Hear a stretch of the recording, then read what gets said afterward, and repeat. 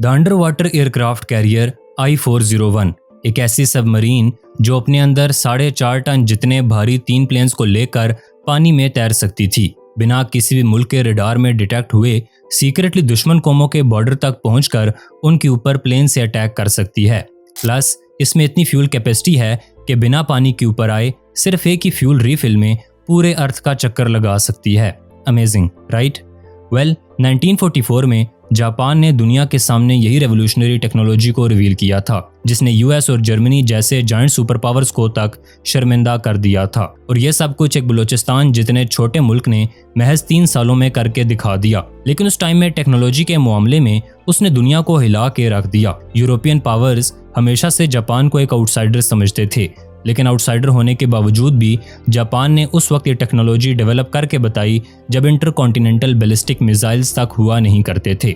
Yes, उस वक्त अगर एक मुल्क को दुश्मन मुल्क पर हमला करना होता था तो ऐसा कोई मिसाइल ही नहीं हुआ करता था जो जापान से लॉन्च होकर डायरेक्टली जर्मनी या यूएसए तक हमला कर सके।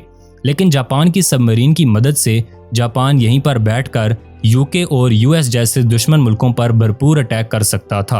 अब ऐसा नहीं था कि बाकी के मुल्कों के पास एयरक्राफ्ट कैरियर्स नहीं थे, उनके पास भी एयरक्राफ्ट कैरियर्स थे, पर वो कुछ ऐसे दिखते थे। बट जापान का एयरक्राफ्ट कैरियर ऐसा दिखता था। सो सवाल अब ये उठता है कि जापान ने आखिर इसमें ऐसी कौन सी टेक्नोलॉजी का इस्तेमाल किया था जो इसे अनडिटेक्टेबल बना रही थी। इसने ऐसे कौन से मटेरियल का इस्तेमाल किया था जो इतने भारी वजन को उठाकर भी पानी में जा सकता था। एंड सरप्राइजिंगली इसकी हिस्ट्री भी काफ़ी वियर्ड है। मतलब इसके 1 साल बाद ही 1945 में जापान की I-401 सबमरीन और यूएस की सेगुंडो सबमरीन आमने सामने खड़े थे।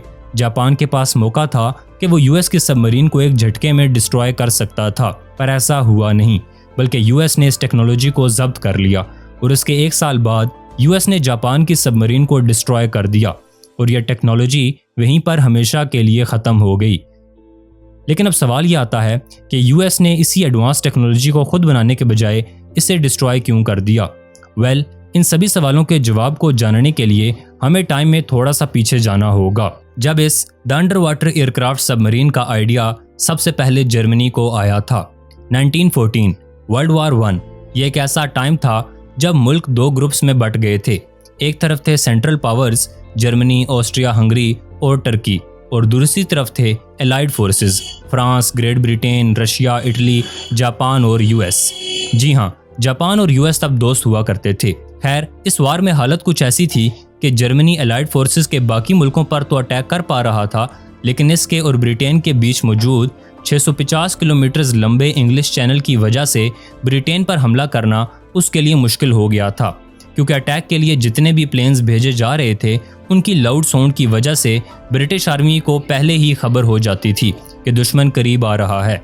और इसीलिए जर्मनी चाहता था कि वो ऐसी टेक्नोलॉजी बनाए जिसकी मदद से वो एटलीस्ट ब्रिटेन के बॉर्डर्स तक चोरी छुपे पहुंच सके और उन्हें पता भी ना चले और सीधा अटैक कर डाले। और इसीलिए ऐसे में जर्मनी ने एक यूनिक स्ट्रेटजी अपनाई, सरप्राइज प्लेन अटैक। इसके लिए उन्होंने एक सबमरीन ली और उसे इस तरह से इंजीनियर किया कि एक प्लेन इस पर अटैच किया जा सके। बेसिकली इनका प्लान था कि सबमरीन खामोशी से पानी के नीचे चलेगी और इस पर लगा प्लेन भले ही पानी के ऊपर हो, वो बिना इंजन शुरू किए और शोर किए ब्रिटेन के साहिल तक पहुंचेगा और पास पहुंच के जब वो प्लेन लॉन्च होगा तो कम चांसेस हैं कि ब्रिटेन पहले से ही तैयारी कर पाए। और बस जर्मनी की इस यूनिक स्ट्रेटजी की वजह से दुनिया में पहली बार सबमरीन एयरक्राफ्ट कैरियर का आइडिया वजूद में आया। अब देखा जाए तो एक अच्छी स्ट्रेटजी थी, नो डाउट अबाउट दैट, पर क्या वार के वक्त ये स्ट्रेटजी काम भी आती? ऑब्वियसली नहीं, क्योंकि वार के टाइम सिर्फ एयरफोर्स ही नहीं बल्कि सी फोर्स भी उतनी ही एक्टिव रहती है। तो ऐसे नाजुक सिचुएशन में भले ही जर्मनी दुश्मन मुल्क तक पहुंच जाता, लेकिन अभी भी पानी के ऊपर दिखने वाला प्लेन आसानी से डिटेक्ट हो सकता था। प्लस उनके सबमरीन्स में स्टेल्थ मोड भी नहीं था, मतलब वो भी आसानी से दुश्मन के रडार में डिटेक्ट हो सकती थी। और इन्हीं रीजंस की वजह से अनफॉर्चुनेटली इस यूनिक स्ट्रेटजी के बावजूद भी जर्मनी वर्ल्ड वॉर 1 हार गया और इसकी सभी चीज़ें इंक्लूडिंग एयरक्राफ्ट कैरियर पर यूएस ने कब्जा बना लिया। अब इसके बाद यूएस की कोशिशें शुरू हो गई खुद एक अंडर वाटर एयरक्राफ्ट बनाने की। दरअसल जर्मनी की इस यूनिक टेक्नोलॉजी से यूएस काफ़ी इम्प्रेस हो गया और इसीलिए उसने अपना खुद का एक एयरक्राफ्ट सबमरीन बनाने का तय किया। प्लस यूएस पहले से ही सबमरीन में जो खामियां थी उससे अच्छी तरह से वाकिफ था। उसे पता था कि अगर पानी के ऊपर प्लेन रख कर बाहर निकलेंगे तो आराम से दुश्मन की नज़र में आ सकते हैं, और इसीलिए इन चीज़ों के लिए यूएस ने इसमें मॉडिफिकेशंस किए। उन्होंने एक हैंगर यानी एक गिराज जैसा स्ट्रक्चर बनाया जिसमें प्लेन्स को रखा जाता था और फिर इसे लॉक कर दिया जाता था ताकि पानी अंदर ना जा सके, और इस पॉइंट से ये सबमरीन सही मानों में अंडर वाटर एयरक्राफ्ट कैरियर्स बन चुके थे, यानी सीक्रेट स्टेल्थ अटैक्स के लिए एक परफेक्ट वेपन। पर इनमें अब भी एक प्रॉब्लम थी। इस अंडर वाटर एयरक्राफ्ट कैरियर की मदद से यूएस खुफिया तरीके से प्लेन्स तो लॉन्च कर पा रहा था, लेकिन जब उनकी रिकवरी की बारी आती, यानी सपोज प्लेन्स को अटैक के बाद वापस से सबमरीन पर लैंड करवाना हो, तो दैट वाज जस्ट इम्पॉसिबल, क्योंकि पानी पर तैरने की वजह से सबमरीन का डेक ऊपर नीचे होते रहता, जिसकी वजह से वो डेक प्लेन लैंडिंग्स के लिए काफ़ी ज़्यादा अनस्टेबल था। एंड यू नो व्हाट, सिर्फ इस एक छोटे येट मेजर डिसएडवांटेज की वजह से यूएस ने सबमरीन के आइडिया को ड्रॉप कर दिया। यानी कि पहले जर्मनी और अब यूएस, दो बड़े टेक्नोलॉजिकली एडवांस मुल्क अपने अपने लेवल पर कोशिशें करके हार मान चुके थे। But then cut directly to World War 2। अचानक से खबर आती है कि Japan was not one of those. Japan इन दोनों के फेलियर्स को अनदेखा करके खुद एक एयरक्राफ्ट कैरियर टेक्नोलॉजी पर अपना टाइम को इन्वेस्ट कर रहा था। अब क्या इसका मतलब जापान के पास इस टेक्नोलॉजी को बनाने के लिए यूएस से बेहतर आइडियाज थे, या फिर ये जापान की पूरी हिस्ट्री का सबसे डम्बेस्ट डिसीजन था? वेल, आज आपको अच्छे तरीके से पता है कि वर्ल्ड वॉर 2 में जापान हार गया था। सो आप सोचोगे प्रोबेबली इट वाज अ डम डिसीजन, पर एक्चुअली में ऐसा बिल्कुल भी नहीं था। दरअसल वर्ल्ड वॉर 2 के दौरान जहां पर जर्मनी चाहता था total control of Europe, Japan का मिशन था टोटल कंट्रोल ऑफ एशिया। पर प्रॉब्लम ये थी कि उस वक्त एशिया में यूएस का इन्वॉल्वमेंट ज़्यादा हो रहा था। सो एशियन रीजन से यूएस के इन्वॉल्वमेंट को हटाने के लिए दिसंबर 1941 में जापान ने यूएस के हवाई आइलैंड्स पर, ये जो पर्ल हार्बर है ना, वहीं पर हमला कर दिया और शुरू हुआ यूएस जापान के बीच एक फुल फ्लेज्ड वॉर।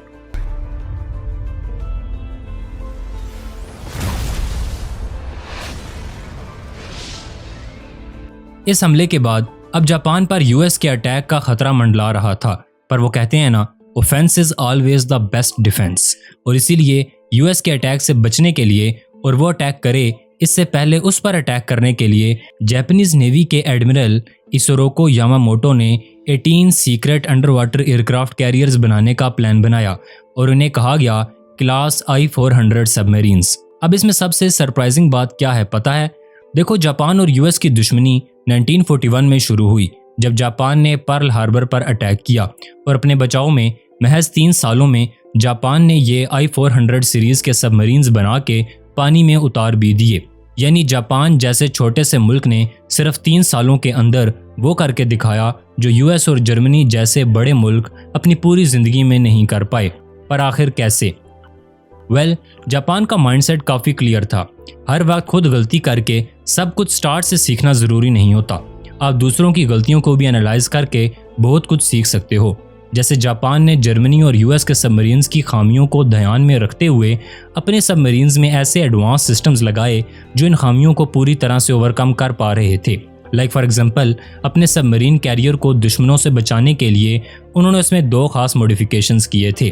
पहला, उन्होंने इस सबमरीन पर एनीकोएक कोटिंग की, जो कोटिंग सभी तरह के साउंड वेव्स को एब्जॉर्ब कर सकती है, और इसी की वजह से दुश्मन मुल्कों का सोनार डिटेक्टर भी इसे नहीं ढूंढ सकता था। दूसरा, आमतौर पर वार में मैग्नेटिक माइंस इस्तेमाल होते हैं। ऐसे में जब कोई सबमरीन इन माइंस के पास आती है तो ये माइंस सबमरीन के मैग्नेटिक फील्ड को डिटेक्ट करके फट जाते हैं। अब ऐसा अपनी सबमरीन के साथ ना हो, इसीलिए जापान ने अपने सबमरीन्स में डीमैग्नेटाइजिंग केबल्स लगाईं। ये केबल्स करंट की मदद से शिप की मैग्नेटिक फील्ड को कम करके इन्हें इन माइंस से बचाते थे। एंड सो इन दोनों मॉडिफिकेशंस की वजह से जापान का under water aircraft carrier undetectable और वेल सिक्योर्ड बन चुका था। लेकिन इसको अनडिफीटेबल बनाया इसकी एक यूनिक एबिलिटी ने, जिस वजह से ये कैरियर एक ही टाइम पर 3 प्लेन्स को ले जा सकता था। इन प्लेन्स को ले जाने के लिए इस सबमरीन में यहाँ एक सिलेंडर शेप का एयरक्राफ्ट हैंगर मौजूद था, जिसमें 3 आईकी M6A1 बॉम्बर एयरक्राफ्ट आसानी से अकोमोडेट हो सकते थे। इन प्लेन्स को वहां पर फिट करने के लिए जापान ने इन्हें ऐसे डिज़ाइन किया था कि वो इस तरह से फोल्ड हो सकें।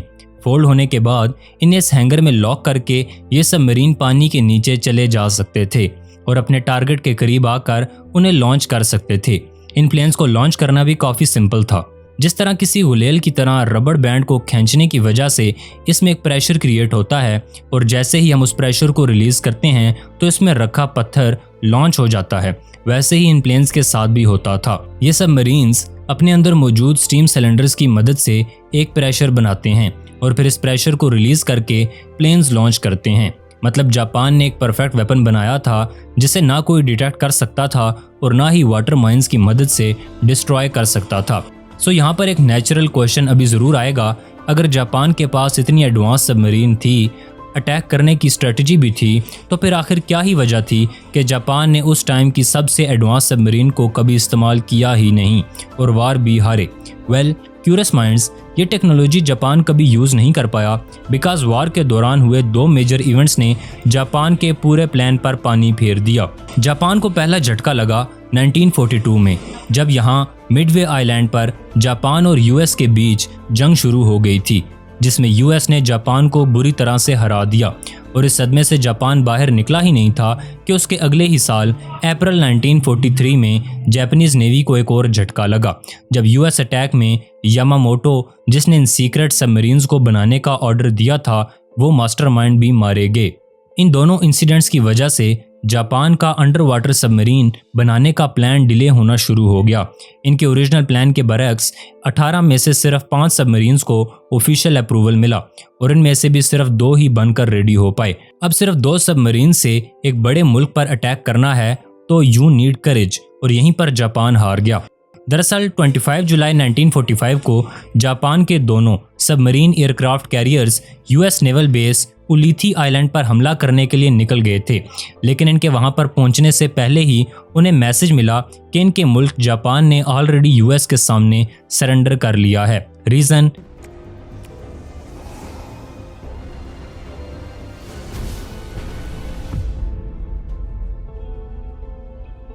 हिरोशिमा और नागासाकी पर हुआ न्यूक्लियर अटैक, जिसने जापान को सरेंडर करने पर मजबूर कर दिया था।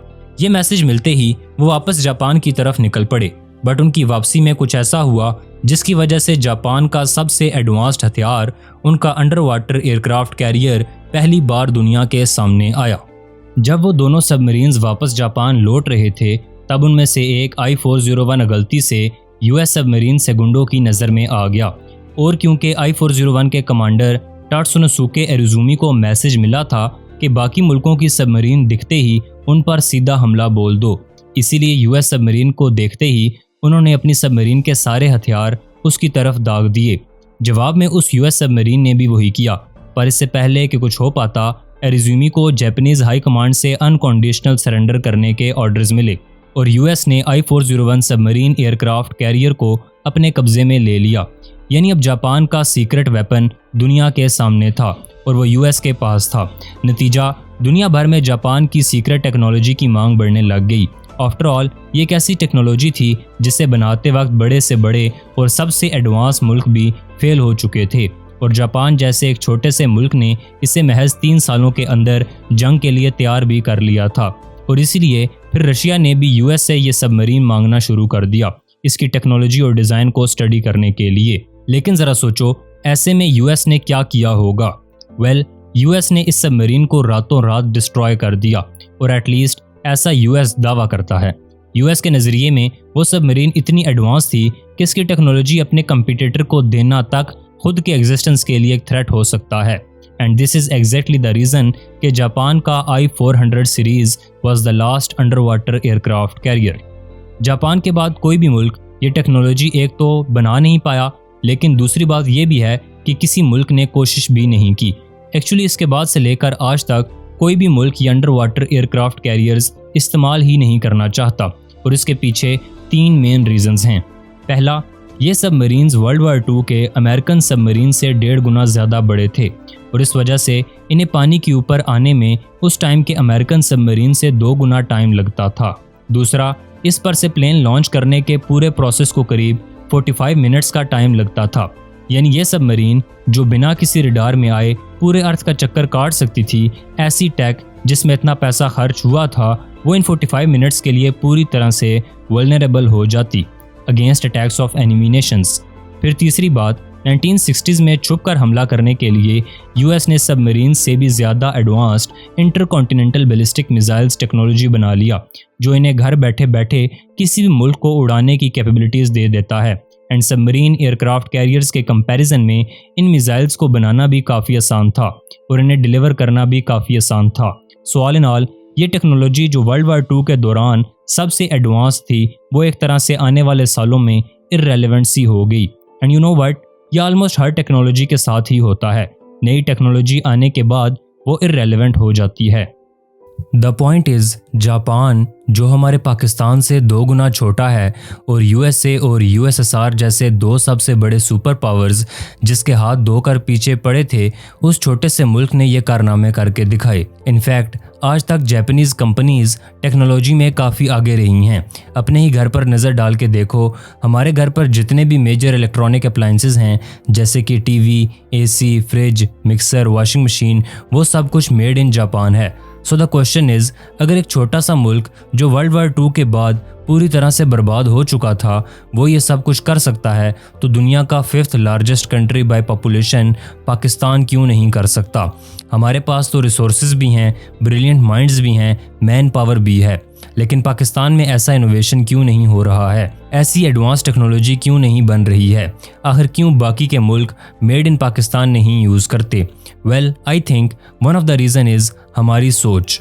आई थिंक सबसे पहले तो हमें अपने कॉलोनियल पास्ट को भूलना होगा, क्योंकि ब्रिटिशर्स ने हम पर राज किया और ये माइंडसेट कहीं ना कहीं क्रिएट हो गया कि पाकिस्तानी अनसिविलाइज्ड हैं और टेक्नोलॉजी और इनोवेशंस में पीछे रहते हैं।